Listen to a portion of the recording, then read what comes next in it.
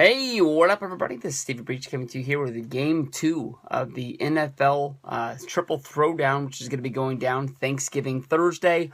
You got the Carolina Panthers going up against the Dallas Cowboys.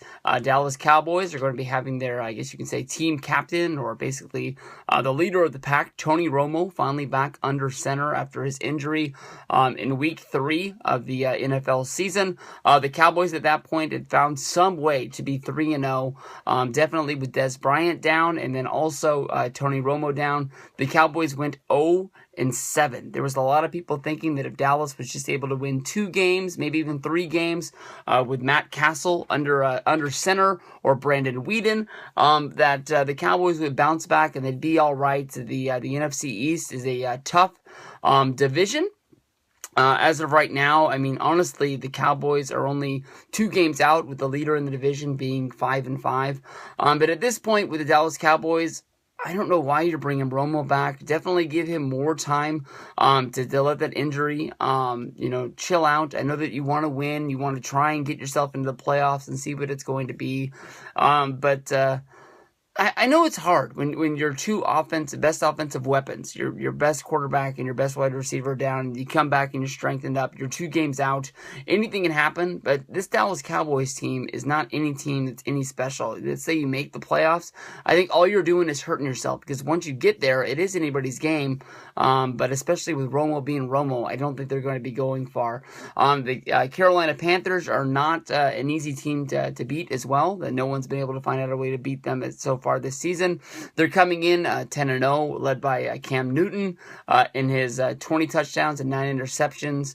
He's been leading this team, and I don't know if it's been quiet, but there's not a lot of people really talking about the Panthers being 10-0. I don't know if it's because they've been beating up on teams in the NFC South. The Falcons are having a rough year at 6-4. Tampa is surprising some people at 5-5, and New Orleans is a team that's really down in the barrel of the NFC South, which is normally a pretty good place to be, because for years it was like the team that finished last in the division would win the division the next year.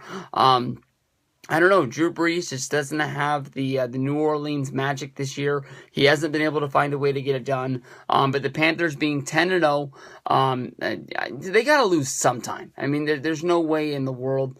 But they've been just beating the pants off of teams. They put up 44 points against Washington last week. They put up 27 against Tennessee.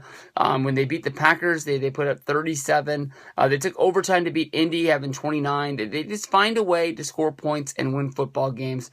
There's no doubt in my mind, even with Romo, even with Des Bryant in the mix, I'm picking the Panthers to win this game. I'm surprised that there's a 44% pick'em rate on the ESPN site, and then once you head on over to the Yahoo site, there's a 30% to 70% chance of Carolina losing this game. I don't think there's any way in the world that Dallas is going to win this game. Carolina's got this in the bag. They're going to be moving on 11-0, going on to week, what is this? They're going to be going to week 12, I guess, in the NFL. No, we're in week 12. They're going to week 13. So we'll see you guys down the road and see what happens with these games.